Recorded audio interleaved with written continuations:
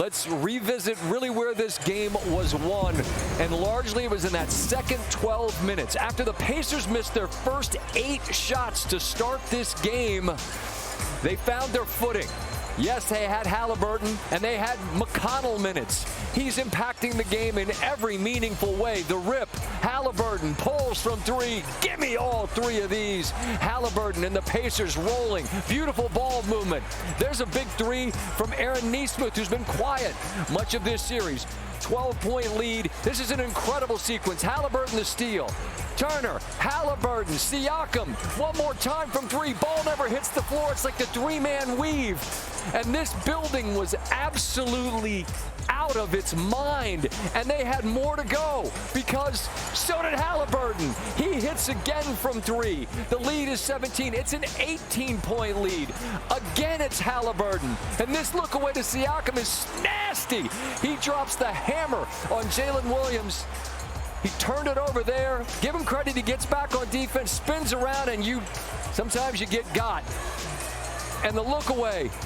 This is as loud as I've heard a building in a long time when Siakam dropped that one. That's Pacer royalty. Reggie and the home crowd cheering. Take these 2 more with you to the locker room. Oh, goodness. Born ready. This Pacer team was ready for this night. Before the game even started, Tim Legler looked at me and said, there's no way this team's going to lose tonight. You could just sense it before the game began. The second half started. The Thunder didn't score for the first 5 minutes. You saw the Turner dunk. Again, ball doesn't touch the floor. Get it out to Shepard in transition. The lead is growing to 28. Now it's just a matter of what's this margin going to get to? There's the 3 from Nembhard. The lead's back to 21. Then it's Pascal Siakam. We thought that he would have to be significant in this game. He was with 16, but there were others. Late third, off the miss. The ball gets knocked out. Incredible one-hand throw, essentially, from Nembhard into the hands of Shepard. And he pulls from 3. The lead is 30. Starters pulled.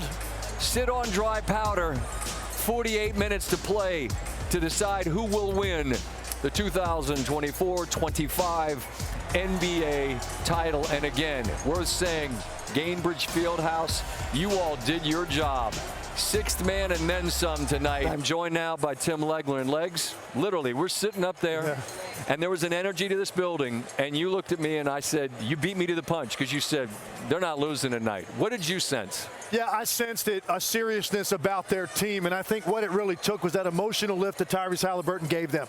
We were all waiting and wondering, what's he going to look like? You start to get news before the game. You and I were standing right there. He was working out, making 3s in front of us. You still don't know if that means he's going to be a threat once the game starts. Clearly, he was early, enough of a threat. I think that is really what kind of lifted the pressure cooker off this place. They knew that he was going to be out there. He was going to be a factor. He started moving better and better as the first half wore on. They weathered that first storm when they couldn't make a shot. And then they flipped that game on its head. Basically middle of the first quarter all the way through the rest of the half. Their defense was the best they've played all series. They finally did something that I said to you they needed to do, which was completely sell out to the paint and dare guys to make 3-point shots. And they didn't. In a game for a title. And the most misleading number on this box score, 8 made 3s. They made 1 that mattered. Well, they made 1 of their first 16, did the Thunder. And by the time they made 7 late, this game was essentially done. And you mentioned throughout the defense, we see the numbers on here. Shai Gilgeous-Alexander, 8 turnovers. That ties a career high. They couldn't buy a 3 when the game was still hanging in the balance. What was it that the Pacers were able to effectively do that gave the Thunder so much difficulty? They basically played Thunder defense against them. Their activity level and raking around the basketball, anything that came in the lane, was just at a different level tonight for Indiana. And you could sense the aggressiveness. Once they got a couple of steals, then it was all hands on deck in the paint, everybody raking. If a guy got an offensive rebound, he was surrounded by 3 Pacers. And then most importantly, they were converting those into open floor opportunities so you don't have to play against OKC's half-court defense. And that's really what the last 18 minutes of the first half were all about. It was Indiana Pacers with 3, 4, sometimes here 5 yellow jerseys in the lane, making sure somebody else is going to beat us tonight. It's not going to be Shai. It's not going to be City, Jalen Williams. Who's up to the task? Nobody really was in that supporting cast for Oklahoma City. Obi Toppin is going to join us here in just a moment. Before he sits down with us here, Legs, I want to get to one of the things that's written on this card, because it can get lost on a night where the lead did grow to 30. And it's a party in this building, and it's a blowout. When it wasn't a blowout, the McConnell minutes. Oh, yeah. How significant were the impacts that he had all over the floor? Just when you think you've seen him at his best in this series, he comes in and does it again. And you and I are sitting next to each other watching. You can't help but laugh at times, because it's at the point now. This is exactly what you expect, and it's as soon as he checks in the game.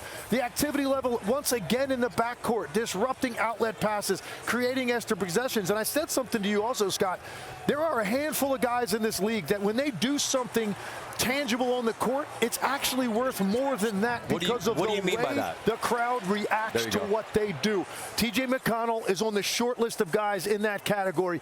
Everything the guy does, this place erupts, and it gave them an enormous lift there in the second quarter. They fed off one another. The McConnell minutes were significant. The second 12 minutes of this game, 36-17 for the home team. They led by 20 at the half, by 30 after 3. They cruise to the victory. Some points to make about this game and some context as the Pacers win sets the stage for the 20th Game 7 in the NBA Finals history, and the first since 2016. Of course, that's when Cleveland completed an historic comeback from a 3-1 series deficit. That block from LeBron, which led to a Kyrie 3 on the other end. Let's not forget the significance of that bucket.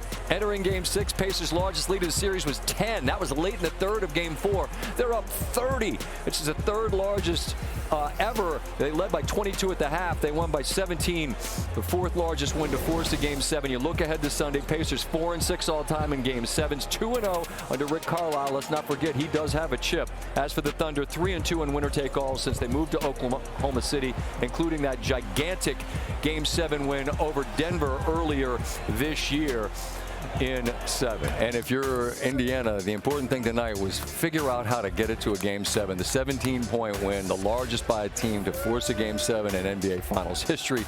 Top 2 teams on the list went on to win their Game 7s. Back in the 70s, it was the Lakers who trounced the New York Knickerbockers to get the victory. All right, we welcome in Mike Breen. Mike, you come to the building, you don't know what you're going to get. I mentioned that Tim Legler and I were sitting up in the wherever we were sitting, and we were saying Indiana's winning this game tonight. Sometimes you just have a sense that there's an energy and a will collectively. The fact that Tyrese Halliburton was able to give them what he gave them felt massive, and that second quarter was incredible. From your vantage point, when did you sense we're going to OKC? Well, you knew that Indiana was going to play well. You just knew it. If you've watched them second half of the season, and especially in the playoffs, they rise to the occasion when they have to. They're such a well-coached, connected team.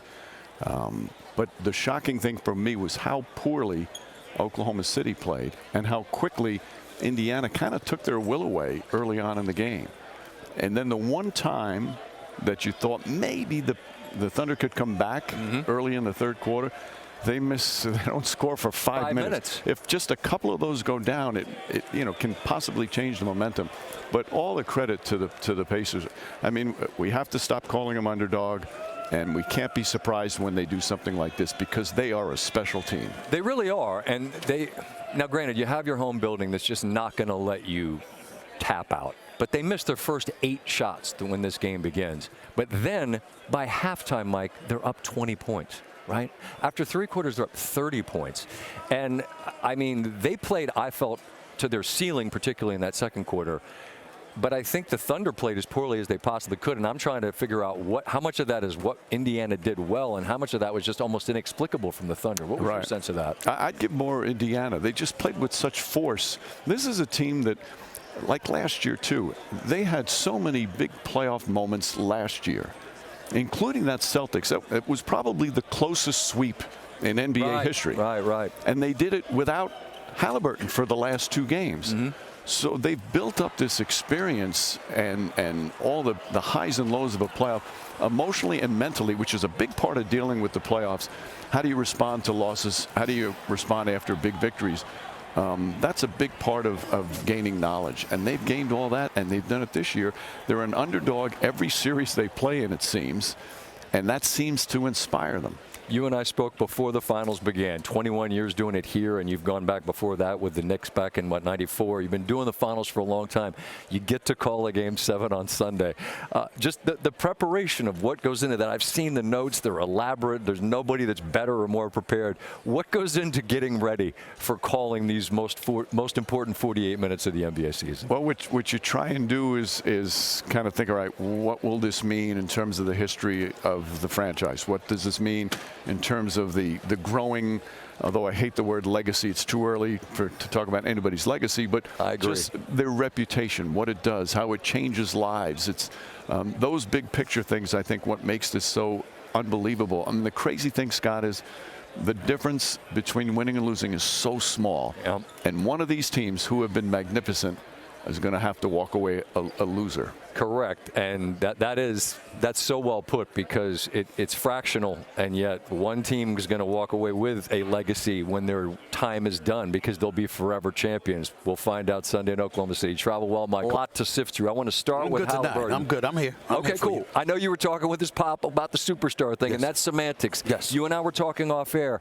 I think his presence and his availability was that of a superstar, because his team was able to tap into who he is early. How much did he give him just by being there? He just gave him so much. I mean, Halliburton deserves a boatload of credit tonight, the way that he played. Obviously, you know that calf was sore. You know he's not 100%. You were questioning what he was going to have to give you. Everybody was looking for the quick hook, and he comes out there. He's moving north-south fairly well. He's getting others involved, but then he looked aggressive, and he was looking for a shot, and he was sending a message to his teammates. I'm here, and I'm going to be here for this game. And sure enough, Nembhard got him started early. He hit a couple of two big buckets as well. TJ McConnell, I can't say enough about him. Every time this dude has come off the bench in this series, he has been an additive, a huge plus, and he certainly was tonight. Had Pacers playing downhill, had OKC reeling. I can't say enough about it, but Siakam, Nembhard, Neesmith, especially TJ McConnell, and of course Obi Toppin. Okay, this brother comes off the bench. Him and TJ were keys to victories in terms of setting the tone early and letting OKC know this was not going to be your night, and we got a Game 7, and I think it's going to be a thrill. I don't think I've ever looked forward in my life to going to OKC. I do now. I can't wait for Sunday night. I can't wait. And the interesting thing about this Thunder team, Steve and I, they've gotten smoked in the playoffs. It's happened. They went to Minnesota, got obliterated, but they flushed it quickly. You made an interesting point to me off air about losing big in the finals, but when it happens. Yes. What's significant about where this is? This is Game 6. This is not Game 1. This is not Game 3. This is Game 6. They're down 3-2. They don't just beat you. They beat you down. You had J-Dub, Jay Williams going from 40 in Game 5 to a minus 40, a career low, regular season, postseason, from 40 points to being a minus 40. You had Shai Gilgeous-Alexander turning the ball over 8 times. You saw a bunch of dudes on their squad that couldn't hit the backside of a barn. And you going back to OKC, excuse me, Indiana came back from a 15-point deficit. One game won, okay? They've already shown you they can beat you on your home court, and then you're going to get blown out like this on the road in Indiana in a Game 6, Game 7. I don't know if we've been in a situation that we could look as forward to a Game 7 as we can look forward to this one in quite a long time. I believe it's a pick'em. It's anybody's game. I think it can't miss Game 7 Monday night. It's going to be special. I agree. Sunday night will be in Oklahoma City, and I mean, the good news for Oklahoma City is this only counts for one, and the best news is that they get to play it on their home floor. You'll be there, I'll be there, we'll all be there. Steve and I travel safely back, and then we'll see you there on Sunday evening. No doubt. I appreciate you, Stephen. Blown out in Game 6, the MVP, Shai Gilgeous-Alexander, on what went wrong tonight in Indianapolis. The way I see it is we suck tonight. We have to learn the lessons. And we have one game for everything we've worked for. And so do they, and the better team Sunday will win. Second row, Michael. Shai, Michael Grange from SportsNet in Toronto.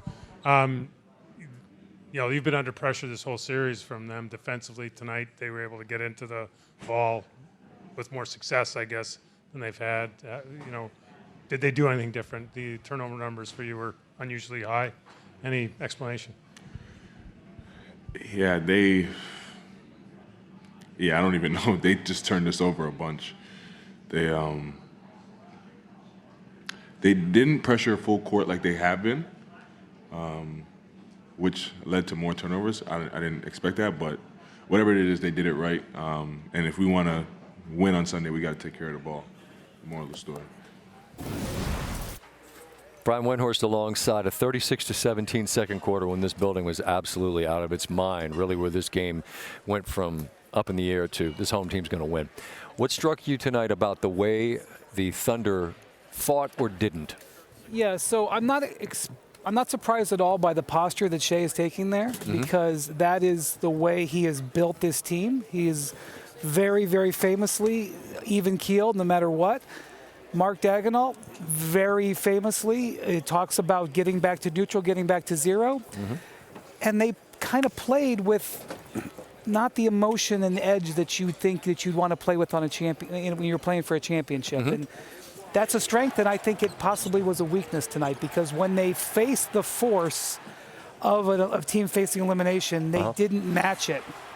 And you know, I have no doubt that Shai will come out and be great on Sunday and not be affected by this game. That's the positive. But the negative is I'm not sure that they were emotionally able to match what was required to win a road elimination game. I just feel like there's some human nature involved here. You've already been down this road earlier in the playoffs against a great Denver team with arguably the best player on the planet, and you went home and you won by 30 some odd. Yeah. And so you know you have that in your back pocket, and the team on its home floor doesn't want to see a party in its building. Tonight feels like that as much as anything, but you do wonder, as Stephen A. pointed out, this is Game 6. Like, does it linger into that? Because this Game 7 is for everything, right? There's a legacy game, as much as I hate that word. I will say that the Thunder have pretty much dominated in Oklahoma City. Now, correct. Now, granted, there was a steal that took place in Game 1, and that certainly counts. That's why it's 3-3. But I think it's something like they've led for 141 of the 144 minutes. In that building, right. So I think that it would be a confidence going back.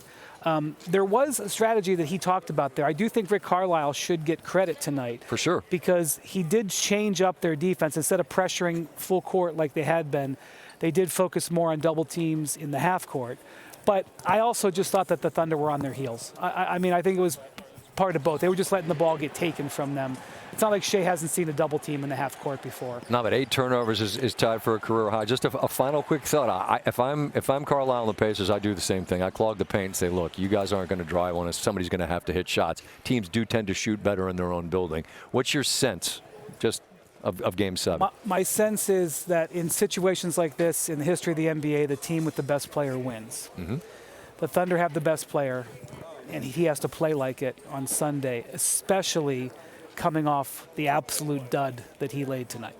Good news is it only counts for one game, and Sunday counts for everything. We'll see you in Oklahoma City. OKC is on the brink of a title. Indiana is desperate for a Game 7. There is one team playing with the desperation you would expect with their season on the line. Facing elimination, the Indiana Pacers with a dominant first half. This is a bludgeoning here in Game 6. You can't ask for more dominant performance. The magic carpet ride for the Pacers is not over. They'll play for an NBA title on Sunday night. They will, on the home floor of the team who's been the best throughout the season. The opening odds, ESPN Bet Sportsbook, 8.5 for the home team. I have sources that say it's moved down to 7.5. Already down to 7.5, buddy. Stanford Steve got his eyes on the numbers. Down to 7 in the hook. We're going to be there to see that Sunday from Oklahoma City. The money line has been sort of fluctuating throughout. Oklahoma City's been favored in all 23 games of the postseason. That's the longest streak by any team in the last 35 years. One game for all the marbles. And the good news for Shai and his team, they'll be at home where they've outscored opponents by 247 points during the postseason. That is a tremendous building. A season low 91, tied a career high 8 turnovers for him. And the good news, as I keep saying, it counts for just one. They flush it, and they head home, and we head there as well. Stanford, Steve, you said it, and Tim Legler and I said it before. There's a sense in this building that this team wasn't going to lose on this floor tonight. The biggest thing that stood out to you was? The building. I thought the building was tremendous, and all I kept thinking about the whole couple days here was there was a game in those 2000 finals when the Pacers got the Lakers here, and that was their last game. It was Game 5. They won by 33 points, and it was a frenzy. Yep. Tonight was a frenzy. And then we got in the plane, and I sat next to Travis Best. I'm like, there's no way the Pacers are losing tonight. There's no way. 9 3-pointers made by halftime. OKC won. That's been the difference in the games. 3-point shooting. Who does it better? And I think that what Legs illustrated, again, if you're Carlisle, they've made all these great moves. I think they've made the move. Now you just have to see, can you withstand the shooting of the Thunder on their home floor come Sunday? We will be there to find.